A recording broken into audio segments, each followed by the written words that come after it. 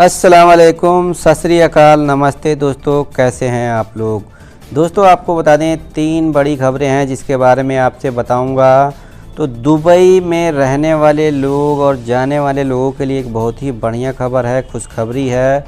और दोस्तों आपको बता दें दरभंगा एयरपोर्ट से फ़्लाइट रिलेटेड न्यूज़ है और कुशीनगर इंटरनेशनल एयरपोर्ट को लेके कुशीनगर इंटरनेशनल एयरपोर्ट को और उसी के रिगार्डिंग आप लोगों का कुछ सवाल भी मैंने पिक किया है। तो क्या है पूरा मामला और क्या है जानकारी आपको बताऊंगा, वीडियो पूरा ज़रूर देखिएगा। दोस्तों आपको बता दें कि यूएई दुबई ने जारी कर दिया है नया वीज़ा। दुनिया का कोई भी आदमी आ सकता है, संयुक्त अरब अमीरात, कंपनी की ज़रूरत नहीं। संयुक्त अरब अमीरात ने एक नई खुशखबरी प्रवासी नागरिकों के लिए दिया है। दुबई के शासक शेख मोहम्मद के अध्यक्षता में संयुक्त अरब अमीरात ने एक नया फैसला लिया है जिसमें प्रवासियों के लिए 1 साल का रिमोट वर्किंग वीज़ा और 5 साल का मल्टीपल एंट्री वीज़ा जारी किया है। और आपको बता दें दोस्तों कि इसके बारे में क्या है पूरा न्यूज़, ये मैं आपको बता रहा हूँ। अगर आप किसी भी देश में रहते हैं और संयुक्त अरब अमीरात में आकर काम करना चाहते हैं तो यह वीज़ा आपके लिए सबसे कारगर होगा।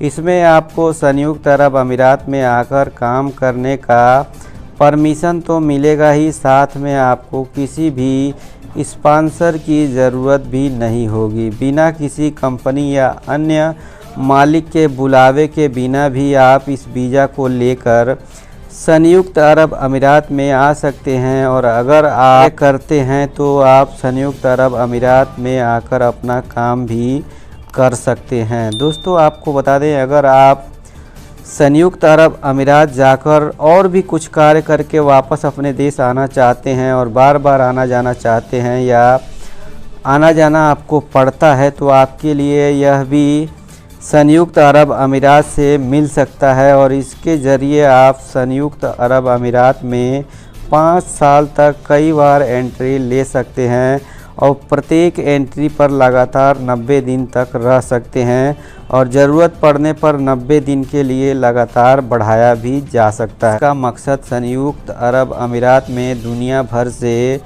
बेहतर टैलेंट को बुलाना है और इसी माध्यम से संयुक्त अरब अमीरात के टूरिज़्म सेक्टर और वहां के बिजनेस डेवलपमेंट को बढ़ावा देना है। हालांकि दोस्तों आपको बता दें इस वीज़ा की कीमत लगभग 7,000 से 10,000 के बीच आंकी गई है। हालांकि इसके असल मूल्यों के ऊपर आधिकारिक बयान अभी आना बाकी है, लेकिन सूत्रों के हवाले से ये खबर मिल रहा है कि वीज़ा की कीमत लगभग $100 से लेकर $150 तक हो सकता है। दरभंगा एयरपोर्ट को लेके खबर निकल के आ रही है। दोस्तों दरभंगा एयरपोर्ट के बारे में आपको बता दें दोस्तों कि ये कहा जा रहा है कि एयरपोर्ट पर जादूगर का साया, यानी कि दोस्तों कहने का मतलब ये है कि अनाउंसमेंट होता है कि इतनी फ़्लाइटें डेली होंगी, लेकिन बाद में जाके फ़्लाइटें जो है कम हो जाती हैं। दोस्तों आपको बता दें कि केंद्र सरकार की बहुचर्चित उड़ान योजना के अंतर्गत दरभंगा से विमान सेवा शुरू की गई थी और इसको अपेक्षा से कहीं अधिक यात्रियों का प्यार भी मिला है। लेकिन ऐसा लगता है कि अब इस एयरपोर्ट पर किसी जादूगर का साया पड़ गया है। आप सोचने लगे होंगे कि डिजिटल युग में साया और जादूगर जैसी बात क्यों कर रहे हैं। तो दोस्तों आपको बता दें परंपरागत जादूगर उसके साय की बात नहीं कर रहे हैं। यहाँ विमान कंपनी स्पाइस जेट की प्रबंधन टीम में बैठे जादूगरों की बात हो रही है, जो कि यहाँ से निर्धारित प्रतिदिन की 12 उड़ानों में से कभी 4 तो कभी 2 उड़ानों को हमेशा गायब कर देते हैं। तो दोस्तों सोचने वाली बात तो है ही। वहीं 8 नवंबर 2020 को दरभंगा से स्पाइस जेट ने अपनी विमान सेवा शुरू की थी। 4 रूट पर यह सेवा चल रही थी। इसी के बाद 10 मार्च 2021 से मुंबई के लिए दूसरी और अहमदाबाद के लिए भी बंद की गई सेवा को फिर से बहाल कर दिया गया। और इस तरह से देखा जाए तो यहां से प्रतिदिन 12 उड़ानें निर्धारित हो गई थी। जिस दिन से यह सेवा आरंभ हुई है तब से लेकर अब तक केवल 3 दिन ही ऐसा हुआ है जब दरभंगा एयरपोर्ट से 12 उड़ानें हो सकी है और अन्य किसी दिन 8 तो किसी दिन 10 उड़ानें ही संभव हो पा रही है। वहीं अक्सर मुंबई और अहमदाबाद के रूट पर ही ऐसा देखा जा रहा है। लापरवाही की भी हद यह है कि फ़्लाइट कैंसिल क्यों करनी पड़ रही है, इसकी जानकारी यात्रियों को नहीं दी जाती है। ऐसे में वे यहां आकर खुद को फंसा हुआ पाते हैं। कंपनी यहां के यात्रियों के साथ ऐसा खेल क्यों खेल रही है, इस बारे में कहीं से कोई जानकारी नहीं दी जाती है। तो दोस्तों दुख की बात है ये। दरभंगा एयरपोर्ट के आधिकारिक ट्विटर हैंडल से भी जारी आंकड़ों पर गौर करें तो 10 से 15 और 20 मार्च को ही यहां से विमान सेवा का सामान्य परिचालन हुआ। अभी दरभंगा का मौसम बिल्कुल साफ रह रहा है, विजिबिलिटी की भी कोई परेशानी नहीं है। यदि ऐसा होता है तो अन्य रूट पर भी परेशानी होती। तो दोस्तों कुछ खास रूटों पे भी ऐसा हो रहा है। आप स्क्रीनशॉट में भी देख सकते हैं, दरभंगा एयरपोर्ट का ऑफिशियल ट्विटर हैंडल है। और ये सोचने वाली बात तो है ही, जब आपने 12 उड़ाने के लिए कहा है और आप आए दिन जो है 2, 3, 4 उसमें से गायब कर देते हैं तो यात्रियों को तो दिक्कत होगी ही। वहीं दोस्तों बात कर लें अब कुशीनगर इंटरनेशनल एयरपोर्ट की। तो दोस्तों आज है 23 मार्च और एक महीना पहले 23 फरवरी को कुशीनगर इंटरनेशनल एयरपोर्ट को लाइसेंस इशू हुआ था। अगर जो आप कुशीनगर इंटरनेशनल एयरपोर्ट में इंटरेस्ट रखते होंगे तो आपको पता होगा। दोस्तों जब लाइसेंस मिल गया था तो इतनी ज़्यादा खुशी हुई थी और इतनी आशाएं बढ़ गई थी कि चलो अब लाइसेंस मिल गया है तो सरकार इसको जल्दी से जल्दी चालू कर देगी। दोस्तों हमें ये आशा था कि आज यानी कि 1 महीने बाद यहाँ से फ़्लाइटें होनी शुरू हो जाएंगी, लेकिन दोस्तों 1 महीना बीतने के बाद भी कुशीनगर इंटरनेशनल एयरपोर्ट से तारीखों का ऐलान नहीं हुआ है।